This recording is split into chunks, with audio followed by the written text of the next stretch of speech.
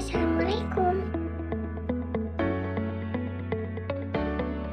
Hai, saya Tiana Munjayani yang akan menjelaskan tentang konsep Undang-Undang Dasar 1945.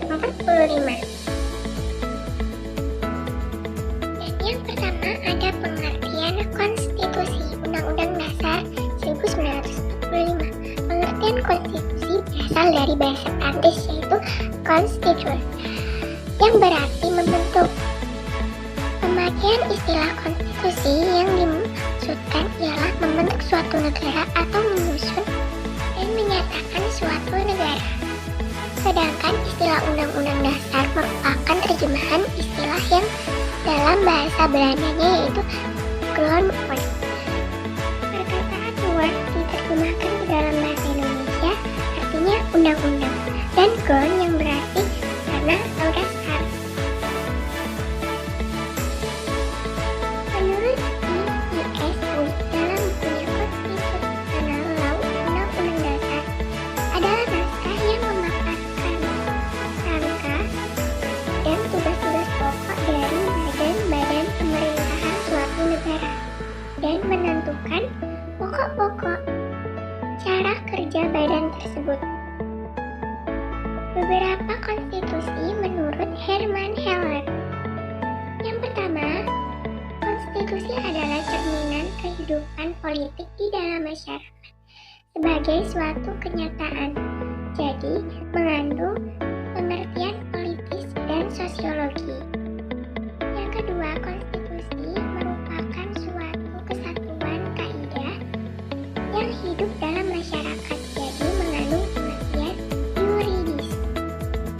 Dan yang terakhir, konstitusi ditulis dalam suatu naskah sebagai undang-undang yang tertinggi yang berlaku dalam suatu negara.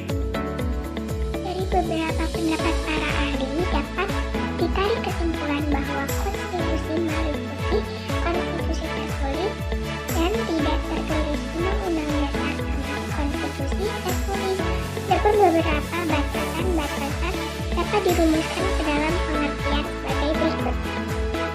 Yang pertama, suatu kumpulan kaidah yang memberikan pembatasan kekuasaan kepada para penguasa. Yang kedua, suatu dokumen tentang pembagian tugas dan sekaligus tugas dari suatu sistem politik. Yang ketiga, suatu deskripsi dari lembaga-lembaga negara. Dan yang terakhir, suatu deskripsi yang menyangkut masalah hak-hak asasi manusia. Sejarah terbentuknya Undang-Undang Dasar 1945. Undang-Undang Dasar 1945 dirancang sejak 29 Mei sampai 16 Juni 1945 oleh Badan Penyidik Usaha-Usaha Persiapan Kemerdekaan Indonesia atau BPUPKI, atau dalam bahasa Jepang dikenal dengan Daifuritsu Shunbi Josakai, yang beranggota 21 orang, diketuai oleh I.R. Soekarno dan Dr. Andes Mohatta sebagai wakil ketua. Dengan 19 orang anggota yang terdiri dari 11 orang wakil dari Jawa, 3 orang wakil dari Sumatera, dan masing-masing satu wakil dari Kalimantan, Maluku, dan Sunda Kecil. Badan tersebut BPUPKI ditetapkan berdasarkan maklumat Konstitusi nomor 23 bersama dengan ulang tahun pada tanggal 29 April 1945. Para tokoh perumus Undang-Undang Dasar 1945.